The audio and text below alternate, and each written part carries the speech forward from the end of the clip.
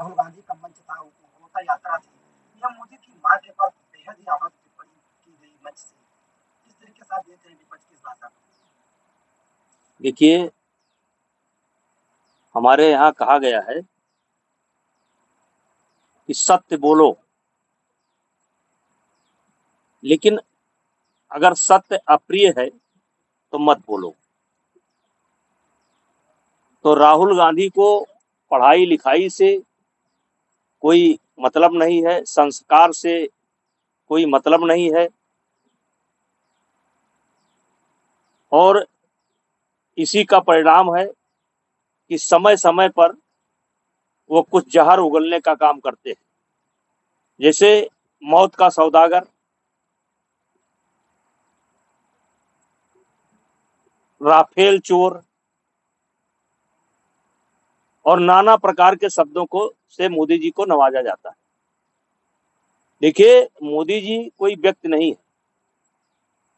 मोदी जी इस समय देश के प्रधानमंत्री हैं, और प्रधानमंत्री की मां की आलोचना करना कहीं न कहीं देश की समस्त जो माताएं हैं, बहनें हैं, नारी समाज है, उसका आप अपमान कर रहे हैं। हमारे यहाँ औरत को, लड़की को, मां को देवी स्वरूपा कहा गया है, और आज जो व्यक्ति दुनिया में नहीं है, आप उसकी आलोचना करके आप अपनी औकात का परिचय दे रहे हैं कि आपके पास कितना ज्ञान है, और हमारे देश की जो परंपरा रही है उसको कितना ठेस पहुंचाने का काम करते हैं। इसलिए हम ही नहीं, देश की सभी समस्त माताएं, समस्त बेटियां, समस्त बहनें, समस्त इस देश के नागरिक उनके इस कृत्य की निंदा करते हैं।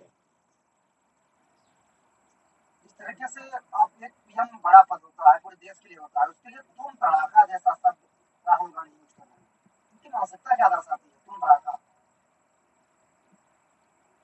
जैसे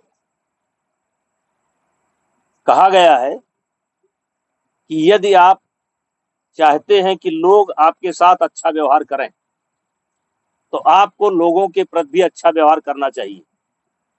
भाषा की एक मर्यादा है, उस मर्यादा का ध्यान रखना चाहिए। और ये इसलिए हो रहा है कि पढ़ाई लिखाई से देश का जो हमारा संस्कार रहा है, देश की जो हमारी परंपरा रही है, उससे राहुल गांधी का कोई लेना देना नहीं है, और इसलिए वो ऐसी भाषा का प्रयोग करते हैं। हाँ, ये सत्य है कि ऐसी भाषा का कोई जब प्रयोग करता है तो ताली बड़ी जोर से बजती है। तो ये जब जब ऐसे सवाल उठाते हैं तो ताली बड़ी जोर से बजती है, लेकिन चुनाव में इनको खाली हाथ लौटना पड़ता है। हो सकता है कि इसमें भी ताली बड़ी जोर से बजी हो, लेकिन बिहार के चुनाव में खाली हाथ लौटेंगे। और ये स्वयं में एक बहुत बड़ा मुद्दा है कि आपका मातृत्व समाज के प्रति आपका क्या भाव है, महिलाओं के प्रति आपका क्या भाव है, लड़कियों के प्रति आपका क्या भाव है। ये स्वयं में एक अपने आप मुद्दा बनेगा, और ये ताली बजवा लें लेकिन चुनाव में खाली होकर आएंगे। नेताजी जिस तरीके से अमेरिका ने टैरिफ लगाया है और उन्हीं की कोर्ट अब सवाल उठाने लगी कि इस तरीके से कोई भी प्रधानमंत्री बनवाना टैरिफ दूसरे देश में नहीं लगा सकता। देखिए, दो आदमी को कोई नहीं समझ सकता, एक हमारे देश के राहुल गांधी और एक ट्रंप, इनको कोई नहीं समझ सकता ये कब क्या हरकत कर जाए। आज ट्रंप की निंदा उनके देश में ही हो रही है, उनकी पार्लियामेंट कर रही है, वहां की जनता कर रही है, वहां की कोर्ट कर रही है। भगवान उनको सद्बुद्धि दें, और उनको मालूम होना चाहिए कि ये भारत जो है सन 1990 वाला भारत नहीं है, जब हमें देश का सोना काम चलाने के लिए गिरवी रखना पड़ा था, वो भारत नहीं है। ये वो भारत नहीं है जब दबाव में चाइना से समझौता करना पड़ा।